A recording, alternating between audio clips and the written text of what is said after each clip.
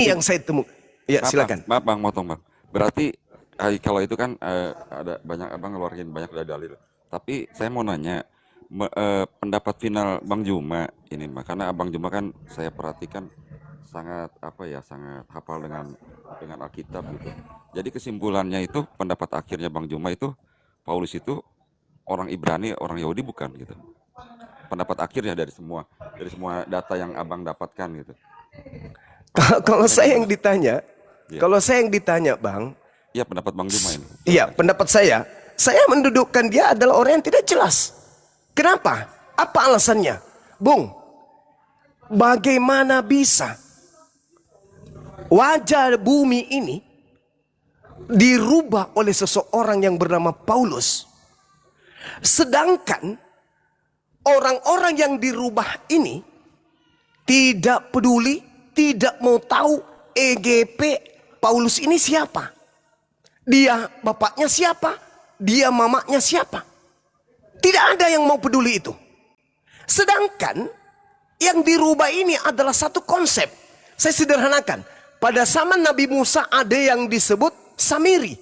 Dan saya simpulkan pada saat Yesus ada yang disebut Paulus. Samiri dan Paulus kedudukannya sama. Siapa mereka ini? Pembelot ajaran Tuhan. Saya sederhanakan lagi. Ketika Yesus sendiri yang ngomong nih. Yesus yang ngomong. Manusia tersesat setelah Yesus itu pergi. Bukan karena orang yang menyesatkan bergelar sallallahu alaihi wasallam. Bukan karena orang itu berasal dari tanah Arab. Tetapi Yesus mengatakan apa? Kamu akan disesatkan oleh oknum yang mengaku bertemu dengan Kristus di padang gurun, di dalam bilik rahasia. Paulus, Bung, kalau Anda kaji secara histori, Paulus menulis surat di dalam penjara kamar rahasia. Dalam bahasa Yunani, Temeong. Temeong itu adalah bilik rahasia. Paulus menulis surat di sana. Minimal ada 3 surat yang ditulis Paulus dengan mengaku bertemu dengan Yesus. Berarti dia bertemu dengan Kristus dalam bilik rahasia. Di padang gurun ketika dia menuju ke Damsik, dia bertemu dengan Kristus. Dan Yesusnya mengatakan, waspadalah kepada penyesat yang datang kepadamu. Jadi ketika ada orang berkata ada Kristus di padang gurun, ada Kristus dalam bilik, jangan kamu percaya. Sebab Kristus palsu dan nabi palsu akan datang melakukan banyak mujizat sekiranya mungkin menyesatkan murid-murid pilihan. Saudara, kalau murid pilihan saja disesatkan, bagaimana dengan kita? Apa bukti kesesatan? Sabar sedikit. Apa bukti kesesatannya? Keberhasilan penyesatannya? Kristen kalau ditanya tentang pola konsep Tuhan, kacau bang. Tentang konsep kitab suci, kacau. Tentang kerasulan Paulus, kacau. Tentang ketuhanan Yesus, kacau. Kita diajak kemudian berfantasi di dunia hayal. Angan-angan, pencipta langit dan bumi yang begitu kuat dahsyat, kemudian turun ke bumi jadi anak-anak. Kita digiring ke sana. Apakah ini bukan bentuk kesesatan? Nyata itu bang, nyata betul. Tidak ada orang yang berakal yang mampu mengatakan itu bukan kesesatan. Pasti. Bagaimana mungkin pencipta langit dan bumi ini diciptakan oleh seorang bayi? Oh, bukan dia yang menciptakan bang. Tadinya sebelum jadi bayi. Nah, berarti Tuhan pencipta langit dan bumi ketika dia sudah menjadi bayi, berarti dia kehilangan kekuasaan. Sedangkan pencipta langit dan bumi itu maha kuasa. Artinya maha itu tidak ada titik, detik, menit, jam, apalagi tahun. Dia kehilangan kekuasaan. Maha itu tak ada hentinya, kekal. Kalau dia maha hidup, hidup kekal. Maha kuasa, kuasa kekal. Maha pencipta, pencipta kekal. Maha perkasa, perkasanya kekal. Maha suci, sucinya kekal. Tidak pernah ada titik di mana dia jatuh dari kemahaannya itu. Sedangkan yang dibawa oleh saudara Kristen, Tuhannya datang ke bumi, jadi manusia, nebus dosa manusia, mati dikutuk di atas tiang salib untuk dosa manusia. Ini ilmu dari mana? Kalau bukan dari ilmu yang ditemukan di padang gurun oleh Kristus yang diserahkan kepada Paulus. Saya kira begitu saudaraku. Silakan mungkin bisa lanjut Oke, bang, kepada yang saya lain. nanggap ini bang. Oh iya, lagi boleh. nanggapin, Bang? Silakan. Berarti saya ambil kalau mendengar dari abang yang terakhir, berarti kesimpulannya abang sendiri masih bingung ya soal maksudnya soal ya orang Parisi atau bukan. Karena abang menganggap Paulus itu munafik. Jadi seperti Obama lah ketika dia lagi kampanye mendekati orang Kristen, dia dekat-dekat Kristen, misalkan ke ono-ono gitu ya. Jadi agaknya Bang Juma sendiri nggak bisa mendefinisikan gitu ya, apakah dia Ibrani atau bukannya ya. Begitu ya Bang ya, kurang lebih ya Bang. Iya, iya. Oke, yang kedua Bang, boleh nanya lagi yang kedua Bang? Boleh, boleh. Boleh. Begini Bang, saya perhatiin, Abang juga termasuk sama yang lain-lain juga, kenapa saya merasa bahwa kenapa Paulus itu sering dijadikan kambing hitam dengan alasan hukum Taurat itu. Nah, yang saya perhatikan Bang, pernah saya baca dalam Bible ya, dalam kitab suci kami ya, bahwa Yesus sendiri sering melanggar atau tidak mengindahkan hukum Taurat. Salah satu contohnya begini Bang, eh, ketika dia bermukjizat menyembuhkan orang lumpuh di hari Sabat.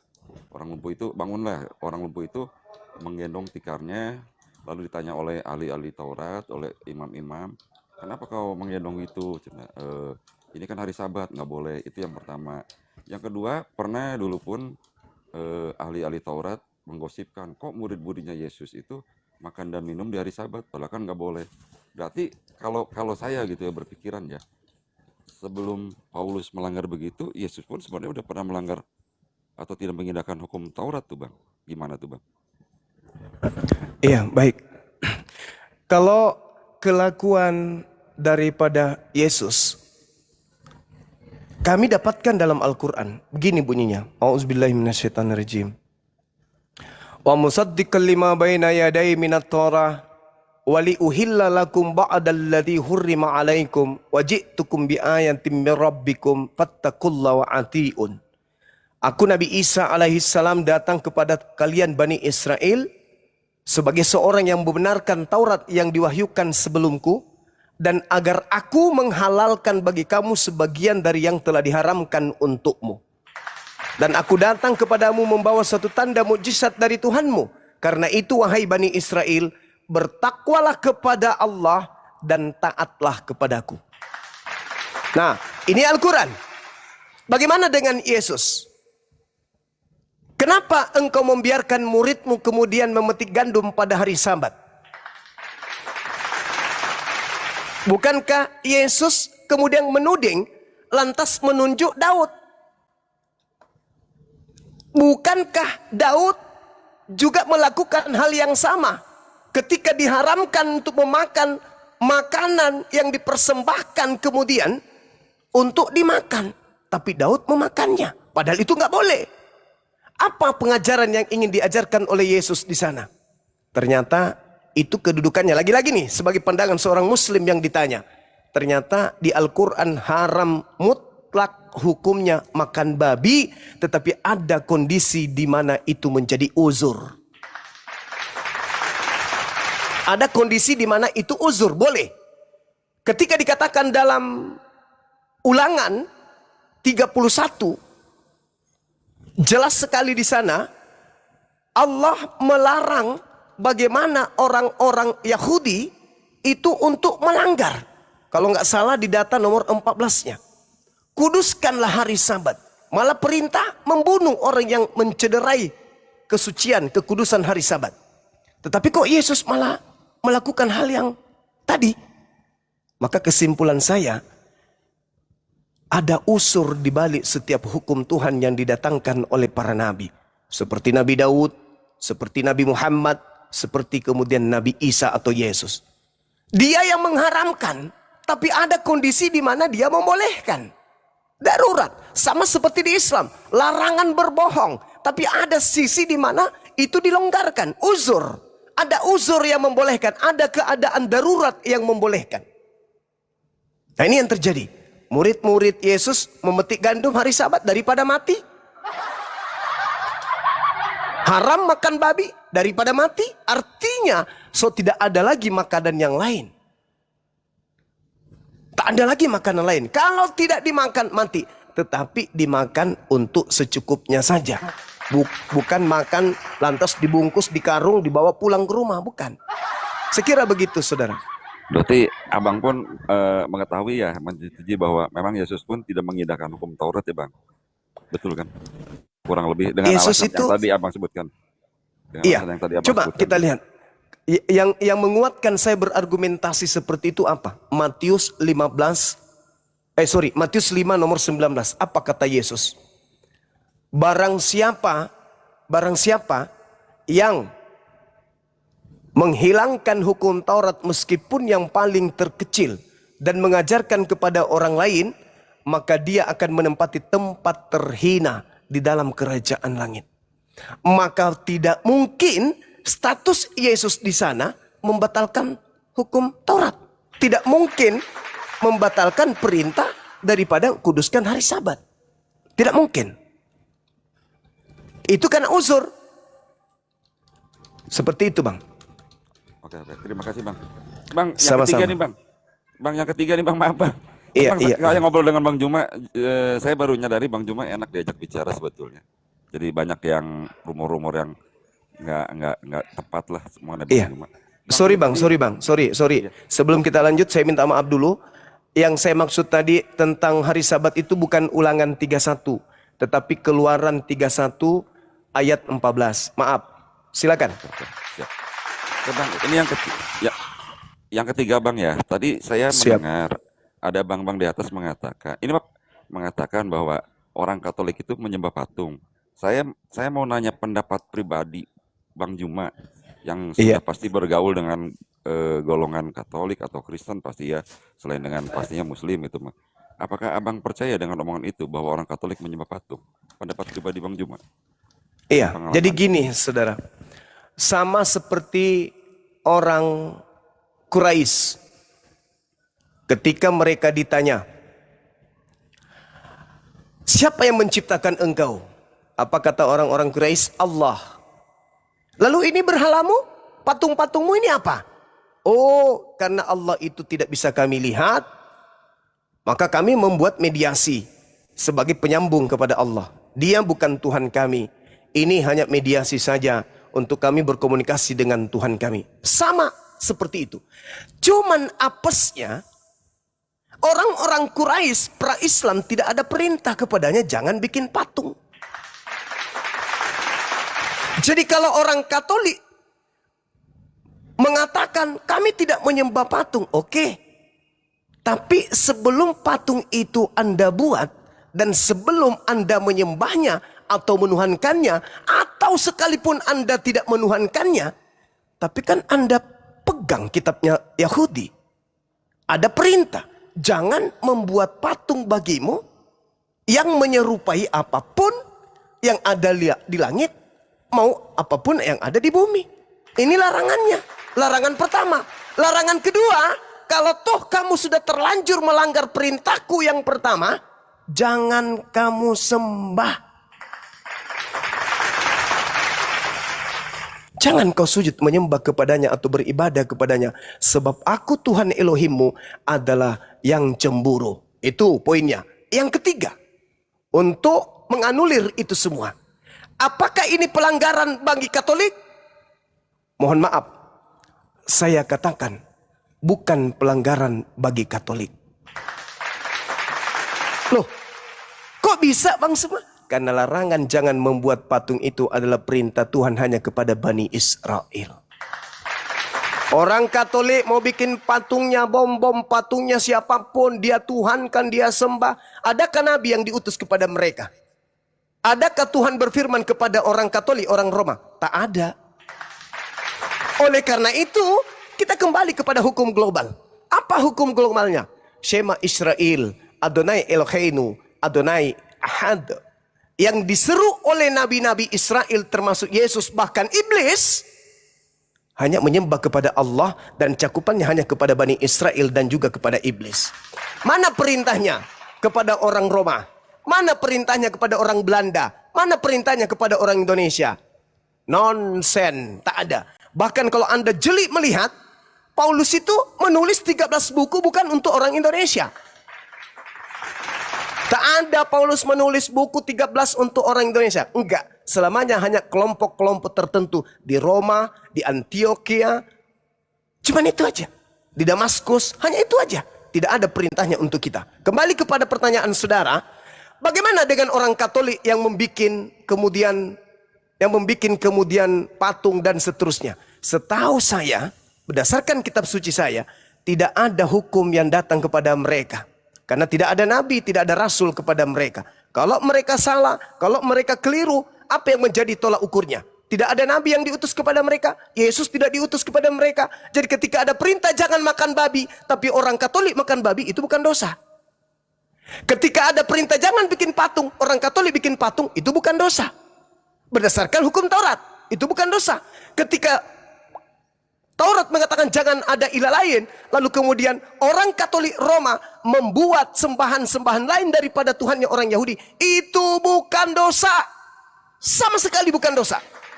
Ketika ada perintah jangan membunuh, orang Katolik membunuh, bukan dosa. Berdasarkan hukum yang datang kepada Bani Israel. Karena Taurat itu hanya diberikan kepada bangsa Israel dan tidak diberikan kepada bangsa lain. Mazmur 147 nomor 19 nomor 20. Hukumku yang datang kepada Yakub dan aturan-aturanku yang kuberikan kepada Israel tidak aku berikan kepada bangsa lain. Jadi kalau orang Katolik makan babi, makan orang, makan apapun, tidak dihukum berdasarkan hukum Taurat. Akan tetapi ketika Nabi Muhammad sallallahu alaihi wasallam telah muncul, telah diutus oleh Allah Subhanahu wa taala, siapapun dia yang namanya manusia melanggar Al-Qur'an baru kena hukum. Kenapa? Karena Al-Qur'an itu diwahyukan oleh Allah untuk seluruh umat manusia yang hidup pada zaman itu, zaman sekarang dan zaman yang akan datang.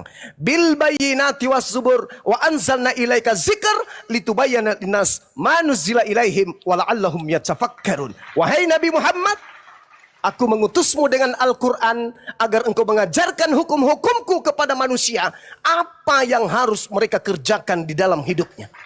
Kepada manusia, litubayyana linnas. Makanya Al-Quran itu seruannya apa? Ya ayuhan nas, ya ayuhan nas, ya bani Adam, ya bani Adam. Wahai keturunan Adam, wahai seluruh umat manusia. Yesus, Shema Israel, Adonai Eloheinu, Adonai Ahad. Aku diutus hanya kepada domba yang hilang, yang sesat dari Bani Israel. Jadi di luar Bani Israel pada zaman Yesus, mau berzina kah dia, mau membunuh kah dia, mau makan babi kah dia, makan orang sekalipun, kalau tidak ada perintah Tuhan yang datang kepada mereka, no coalan, tidak ada persoalan. Itu tidak dihukum dosa. Karena tidak ada hukuman, karena tidak ada aturan. Itu juga yang dikatakan oleh Paulus. Dulu sebelum ada Taurat, tidak ada orang berdosa. Begitu Taurat sudah datang, maka dosa semakin banyak. Karena semakin banyak aturan. Bagi mereka yang tidak didatangkan hukum oleh Tuhan, mau ngapain mereka menuntut? Oh, kita tidak boleh begini loh. Siapa yang larang? Ada perintah Tuhan datang kepadamu? Enggak ada. Jadi sebenarnya Katolik itu adalah mereka yang menjalankan hukum-hukum dari nenek moyang mereka dengan mengambil kitabnya orang Yahudi, sibuk sendiri, GR sendiri, PDKT sendiri. Padahal kitab itu bukan untuk mereka. Sebelum Nabi Muhammad datang, mereka bebas mau ngapain aja. Karena hukum Tuhan tidak datang kepada mereka. Tapi ketika Nabi Muhammad datang, maka seluruh umat manusia wajib hukumnya tunduk kepada aturan yang dia bawa.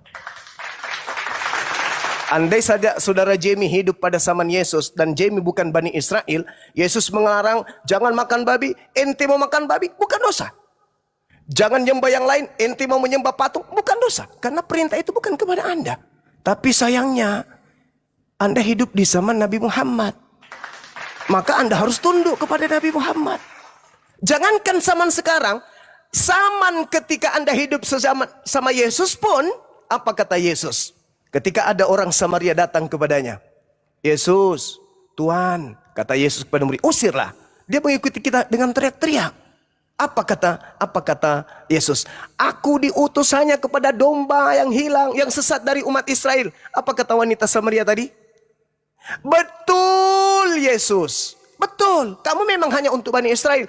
Tapi bukankah anjing makan sampah yang jatuh dari meja tuannya? Makan roti, Memang Bang. kau gimana? Makan roti Bang, bukan sampah Bang. Makan sampah Bang, makan remah-remah.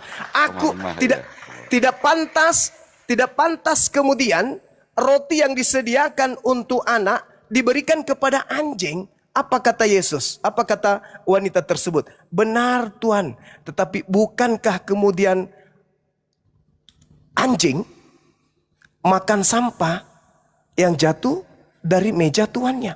Itu diterangkan kemudian oleh Yesus sendiri. Maka apa yang terjadi? Benar Tuhan, tapi bukankah? Jadi Yesus mengiyakan, kemudian wanita itu mengiyakan. Sepakat mereka. Apa yang terjadi? Jadilah seperti apa yang engkau inginkan. Imanmu besar. Apa imanmu? Kau akui dirimu anjing. Kau akui dirimu makan roti atau remah-remah yang jatuh dari meja tuanmu. Maka imanmu besar. Jadilah seperti apa yang kau inginkan. Apa yang terjadi? Anaknya sembuh. Orang tersebut tidak berubah menjadi domba. Itu orang yang hidup sesama Yesus. Apalagi sekarang. Maka solusinya ya hanya harus menjadi Islam. Gak ada yang lain. Mau kemana? Mau jadi pengikut Yesus? Yesus hanya untuk Bani Israel. Jangankan kita, orang yang ketemu langsung sama dia, yang percaya sama dia, sujud menghibah kepada dia saja disebut guguk. Maaf nih, maaf. Apalagi kita. Makanya Yesus berpesan kepada muridnya, waspadalah kepada serigala yang datang kepadamu nyamar seperti domba. Artinya apa? Domba ini kalau kita lihat dalam Yeremia 50:17 yang disebut domba hanyalah Bani Yakub.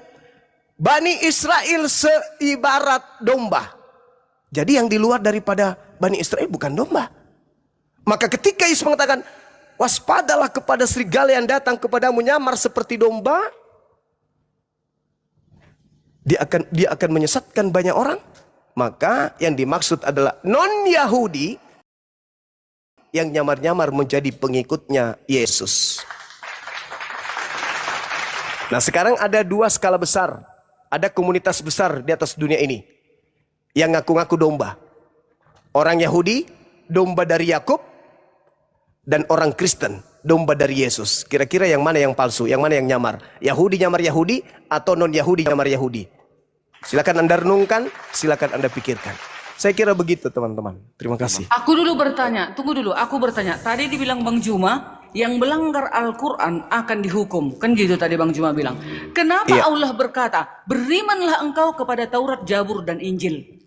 Kenapa Abang Oke. Juma mengatakan yang melanggar Quran akan dihukum? Sementara Allah sendiri mengatakan, berimanlah engkau kepada Taurat, Zabur, dan Injil. Nanti diteruskan oleh Jamie dengan The Truth. Oke, baik, saya jawab. Ketika Nabi Muhammad kemudian mendengarkan firman dari Allah, wahai ahli kitab, ya ahlal kitab, lastum ala syai'in hatta tuqimut Torah wal Injil. Wahai ahli kitab, kamu tidak dipandang beragama sedikit pun hingga kamu menegakkan ajaran-ajaran Taurat. Taurat dulu.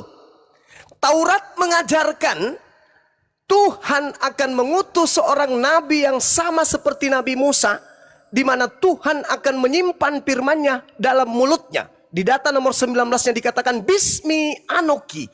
Nabi itu setiap berucap dia akan mengawali ucapannya dengan Bismi Anoki, dengan menyebut namaku. Nabi Muhammad setiap kali menerima wahyu diawali dengan Bismillahirrahmanirrahim. Aku akan menyimpan firmanku di mulutnya. Dia seperti Musa. Lalu dia mengatakan bahwa Nabi itu akan mengucapkan apa yang didengarkan. Dia tidak mengucapkan apa yang tidak datang dariku. Nah, sekarang hal ini dibenarkan. Terlalu jauh kita kepada ulangan. Coba, yang dilakukan kemudian oleh Lukas dalam pemberitaannya Kisah Para Rasul 3 nomor 22-23. Bukankah di dalam kitab Taurat Musa dikatakan bahwa Tuhan akan mengutus seorang nabi yang sama seperti Nabi Musa. Dan akan terjadi barang siapa yang tidak mendengarkan nabi tersebut akan dibasmi dari umat kita. Sebagaimana Nabi Musa membasmi setiap musuh yang ada di depannya, begitu juga nabi yang sama seperti beliau, dia akan membasmi orang-orang yang melanggar atau yang membantah hukum Tuhan yang datang kepadanya.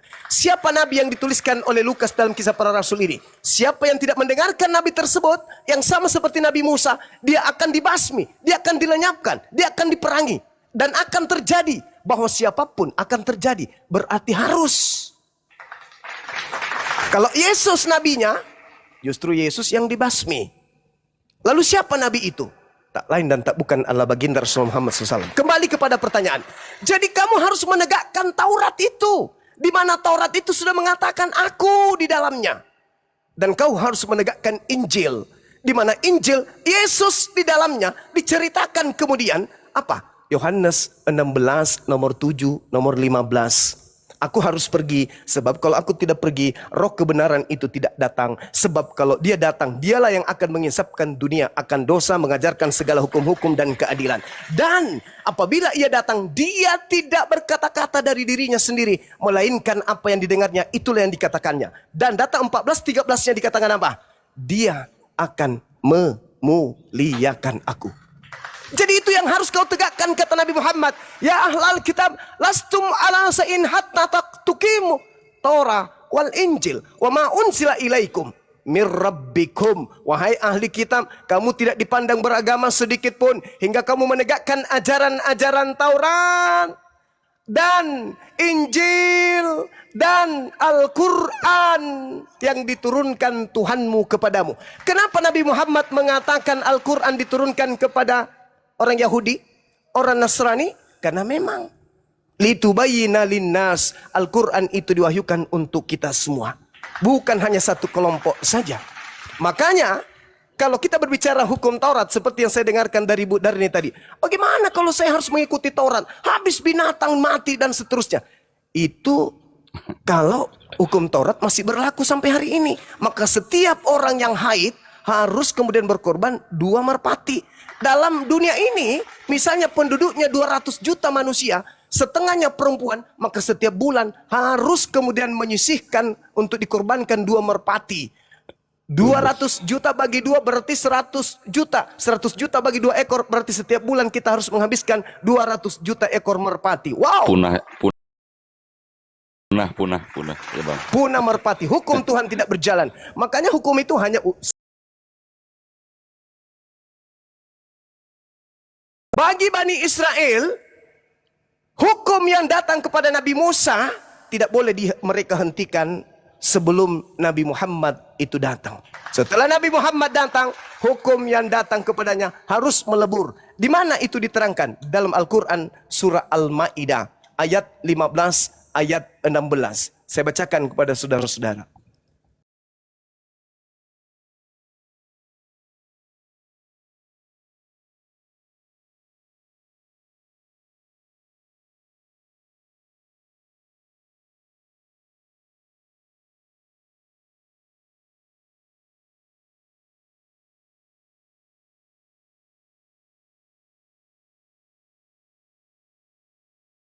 Kitab yang kamu sembunyikan telah datang kepadamu cahaya, yaitu Nabiku Muhammad, Nabi Muhammad, dan Al-Quran yang menjelaskan. Qad ja'akum minallah nur wa kitabum mubin yahdi bihi man ittaba ridwanahu subulas salam wa yukhrijuhum minaz zulumati ila nuri bi isni wa yahdihim ila siratim mustaqim.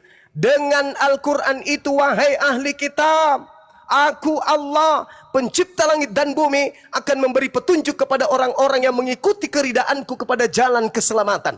Dan dengan Al-Quran itu pula, aku Allah mengeluarkan manusia dari gelap gulita kepada cahaya dengan izinku, dan menunjukkan mereka kepada jalan yang lurus. Setelah Nabiku datang, ahli kitab dipanggil. Sini, Nabiku sudah datang, memberikan kamu cahaya berupa Al-Quran, petunjuk jalan lurus. Maka ikutilah jalan keselamatan itu. Maka itulah jalan yang lurus.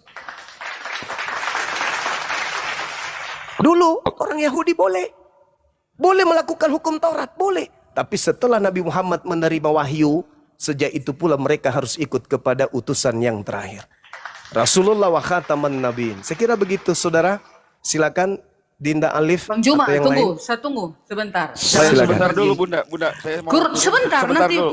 gantung nanti. Quran surat 2. Sama saya pun Quran gantung, surat 2 Bunda. ayat Maaf, Bunda, Quran saya pun surat gantung. 2 ayat 62. Ya udah, silakan. Yahudi dan Nasrani orang Sabi'in beriman kepada Allah.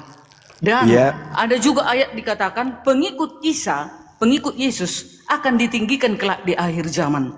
Kenapa Ya. tadi Bang Juma mengatakan yang melanggar Al-Quran akan dihukum? Ternyata disuruhnya beriman kepada Taurat, Zabur, dan Injil. Dan pengikut Isa, pengikut Yesus, kelak akan ditinggikan di akhir zaman. Berarti kami, Iya. pengikut-pengikut Yesus sekarang ini, akan ditinggikan dong di akhir zaman. Haleluya. Baik. Gitu. Lanjut. Baik. Oke, baik. Jadi ketika kemudian dikatakan di dalam Al-Qur'anul Karim, innal ladzina amanu wal ladzina hadu wan nasara was-sabiina man amana billahi wal yaumil akhir wa amila salihan falahum ajruhum inda rabbihim wala khaufun alaihim wala hum yahzanun. Sesungguhnya orang-orang yang beriman, satu, orang-orang Yahudi, orang-orang Nasrani, orang Sabi'in, siapapun saja di antara mereka yang beriman kepada Allah dan hari akhir dan melakukan kebajikan, mereka mendapat pahala dari Tuhannya, tidak ada rasa takut pada mereka dan mereka tidak bersedih hati. Yang dimaksud di sini adalah orang-orang beriman pada masa mereka orang Yahudi menerima kitab suci dan utusan para nabi. Ketika orang-orang Nasrani yang beriman kepada nabi dan kitab suci yang ada pada mereka. Begitu juga orang Sabi'in. Siapapun yang beriman pada Nabi Musa pada zamannya, beriman kepada Nabi Isa pada zamannya, beriman kepada nabi-nabi, utusanku pada zamannya, dan beriman ketika ia hidup pada zamannya Nabi Muhammad, kepada Nabiku Muhammad, maka mereka semua akan diselamatkan. Tidak ada rasa takut pada mereka dan mereka tidak bersedih hati. Kemudian, Al-Quran yang Anda bawa, Allah akan mengangkat orang yang mengikuti Nabi Isa dan membersihkan orang-orang kafir. Ibu Darni yang saya kasihi, tugas kami 24 jam itulah membersihkan orang-orang kafir yang ngaku-ngaku menjadi pengikut Nabi tersebut dengan menggunakan nama Yesus Kristus. Kami berupaya membersihkan nama beliau. Ketika dia mengatakan dalam Yohanes 16, 13, 14, ketika roh kebenaran itu datang, maka roh yang benar ini akan mensucikan aku, memuliakan aku. Ketika orang Kristen mengatakan dia mati terkutuk, kami melarang. Enggak, Nabi Isa Yesus itu tidak mati terkutuk. Ketika orang Kristen mengatakan dia disalib, dia ditelanjangi, diludahi, ditonjok, ditampar, gantung, ditombak, kami mengatakan enggak. Maka tugas membersihkan dia dari orang-orang kafir itu ada di kami. Bukan di Anda. Anda malah mengotarinya. Ketika saya tanya, dalam kaidah salib, baik orang Roma maupun orang Ibrani, orang Yahudi, salib itu adalah hukuman bagi orang terkutuk. Orang Roma ditanya, siapa yang engkau salibkan? Penjahat nasionalis. Orang Yahudi ditanya, siapa yang engkau salibkan? Dia adalah pendosa besar. Kemudian Elohim yang kita tanya, Elohim, siapa yang engkau salibkan? Yang aku salibkan adalah orang yang melakukan dosa yang sepadan dengan hukuman mati, dan dia adalah orang yang saya kutuk. Lalu ditanya, apa salah Yesus kami sampai dia harus disalibkan? Apa jawaban orang Kristen? Yesus tak ada dosa. Yesus itu orang suci. Kenapa dia disalibkan? Karena dia menanggung dosa-dosa kami. Coba, miring pesawat, tabrakan mobil kita jadinya. Padahal salib itu secara definisi, baik secara historis sekalipun, itu hukuman bagi pelaku dosa besar yang sepadan dengan hukuman mati. Yesus ada nggak dikutuk oleh Elohim? Tidak.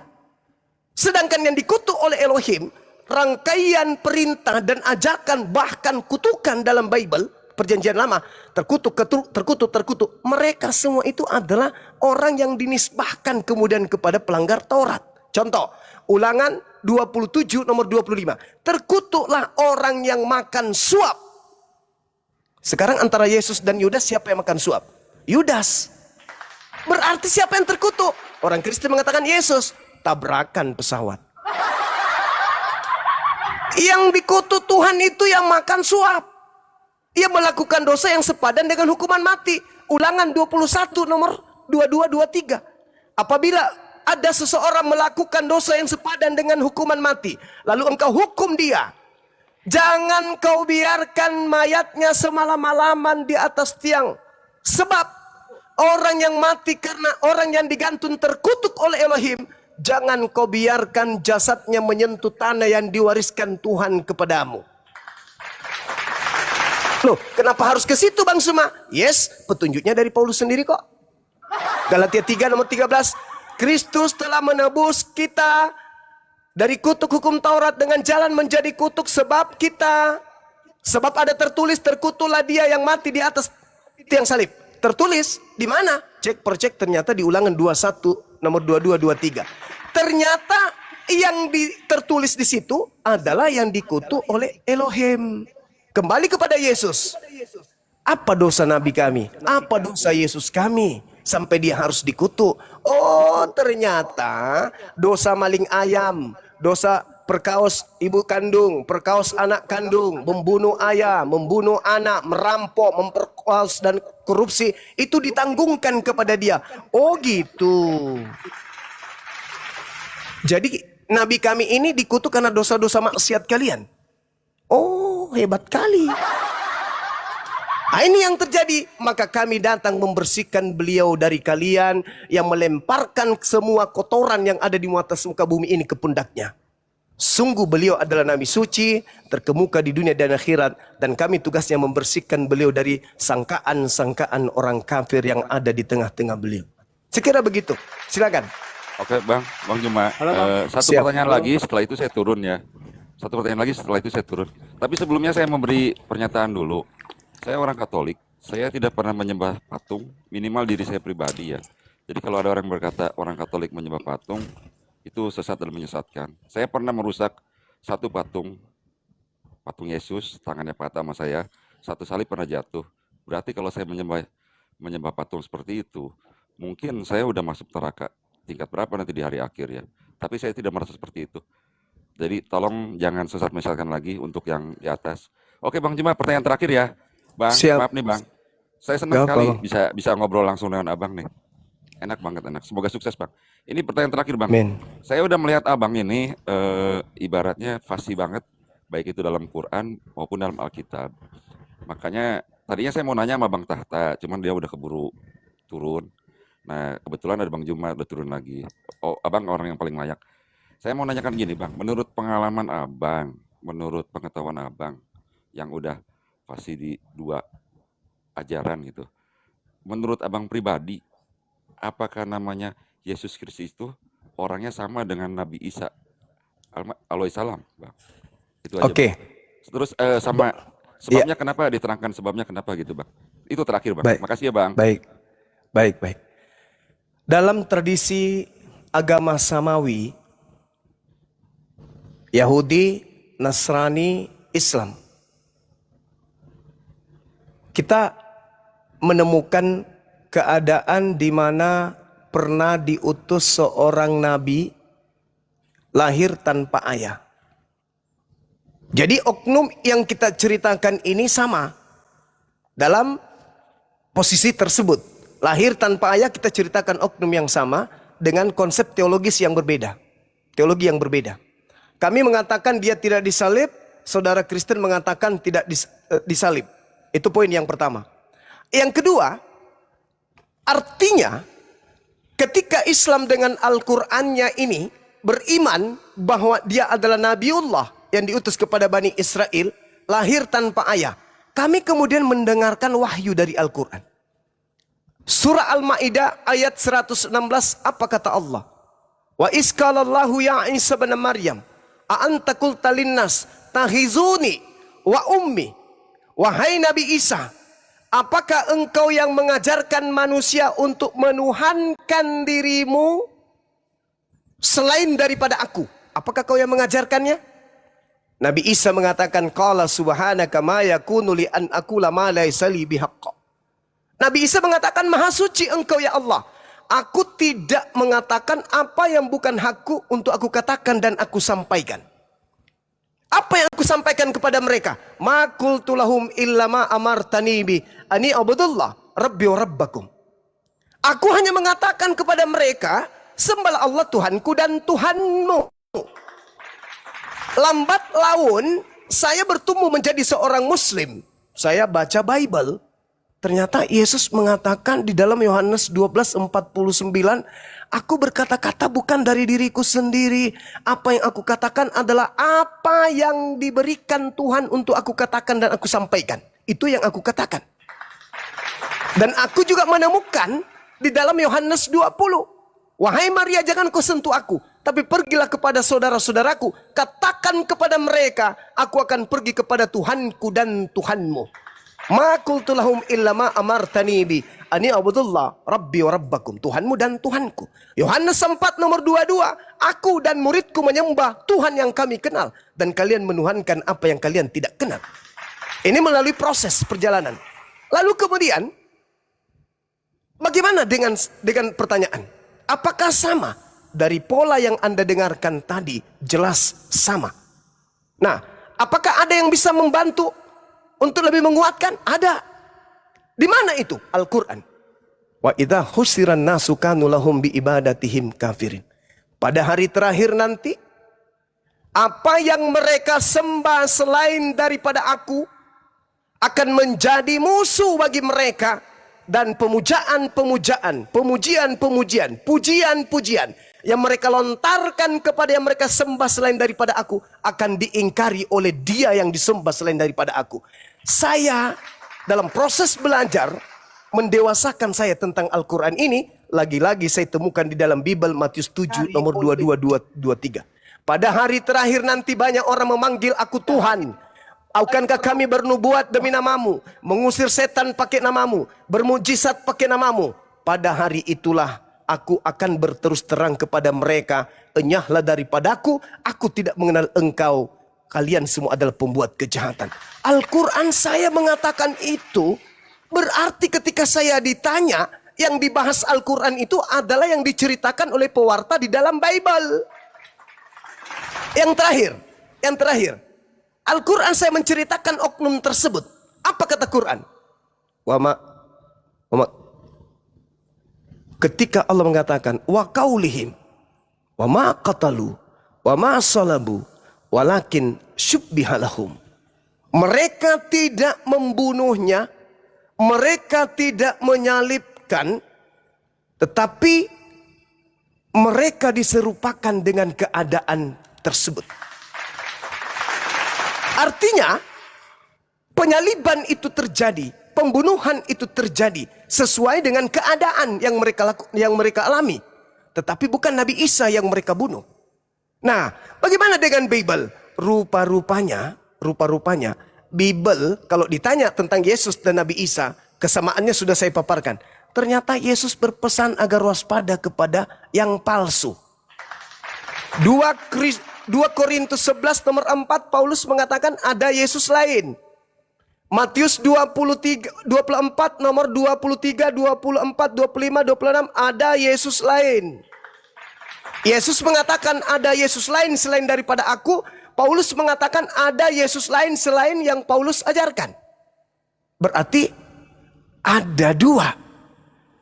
Berarti wa ma qatalu wa ma salabu walakin syubbiha lahum. Benar, berarti ada dua. Ada yang mereka kira Yesus, tetapi bukan Yesus. Waspadalah kepada penyesat yang datang kepadamu dengan memakai namaku dan berkata, akulah Kristus. Mereka akan menyesatkan banyak orang. Jadi apabila ada orang berkata, ada Kristus di sini, ada Kristus di sana, jangan kamu percaya. Sebab Kristus palsu dan nabi-nabi palsu akan muncul dan akan melakukan banyak mujizat. Sekiranya mungkin menyesatkan orang-orang pilihan juga. Camkanlah. Aku telah mengatakannya kepadamu terlebih dahulu.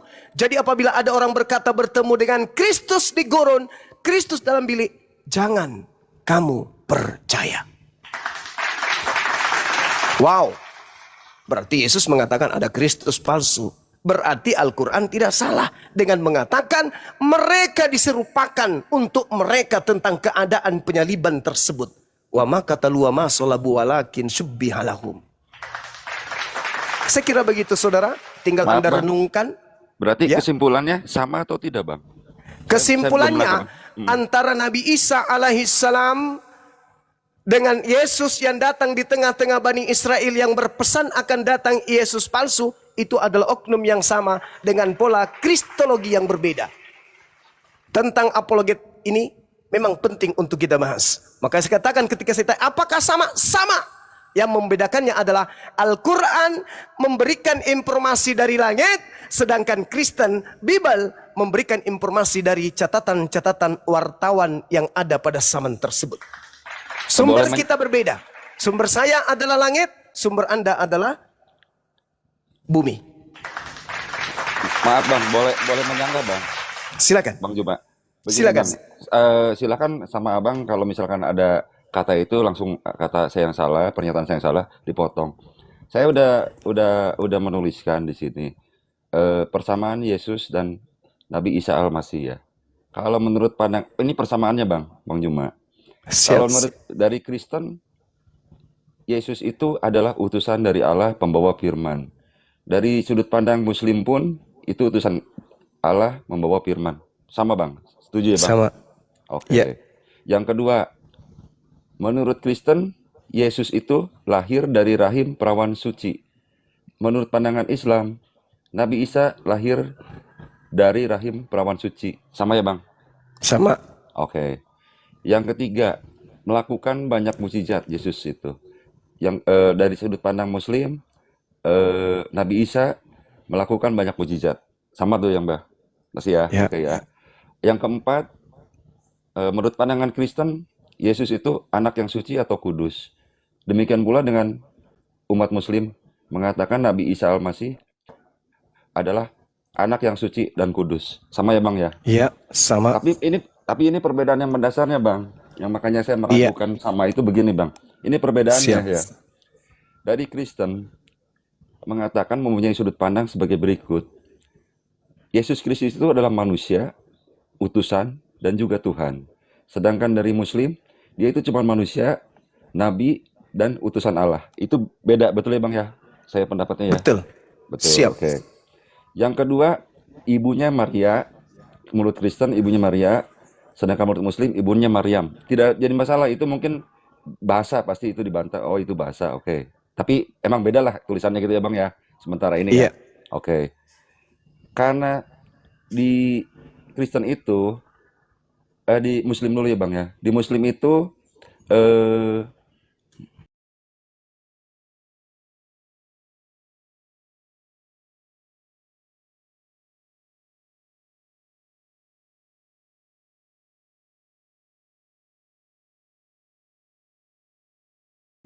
sedangkan menurut Kristen, lahirnya tahun 1 Masehi, bukan ponakan Harun dan Musa. Betul Bang, sampai situ Bang?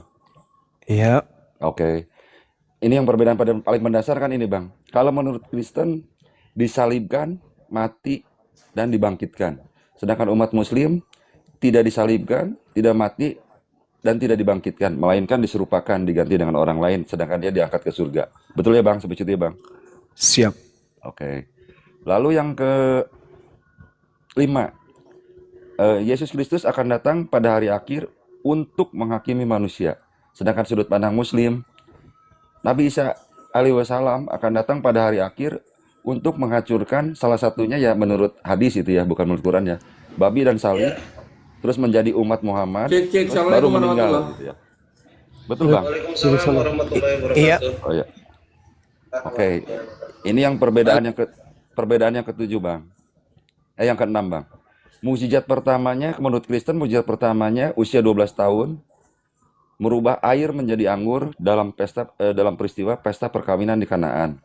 Sedangkan menurut Muslim, dari umur bayi pun Isa Al-Masih Wasallam sudah melakukan mukjizat. Salah satunya dengan berbicara menyatakan firman. Betul Bang? Sampai situ Bang? Betul. Perbedaannya? Betul. Lalu yang ketujuh, menurut pandangan Kristen, Yesus Kristus itu lahirnya di kandang pohon kurma. Oke, sampai situ Bang? Oke. Oke. Lalu Sudah? belum Bang. Oh iya. Belum Bang. Sebentar lagi Bang, masih ada 10. Dua lagi Bang. 2-3 lagi Oke. Bang. Oke. Sebentar ya Bang, maaf ya Bang ya. Terus di sini menurut Kristen silsilahnya lengkap sebagai turunan Daud. Sedangkan di Muslim silsilahnya tidak terlalu disebutkan.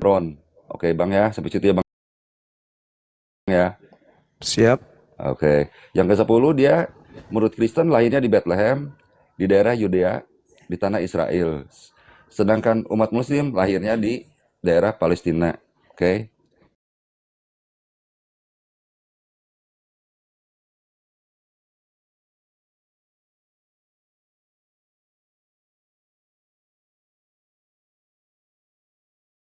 Perbedaan itu sudut pandang dari Kristen dan Muslim itu sangat fundamental gitu Bang, sangat sangat apa ya, sangat penting banget. Jadi kalau saya pribadi menarik kesimpulan, saya pribadi ya Bang ya, Yesus Kristus itu sama Nabi Isa itu persamaannya kecil banget Bang, gitu. Tapi silakan disanggah oleh Bang Juma.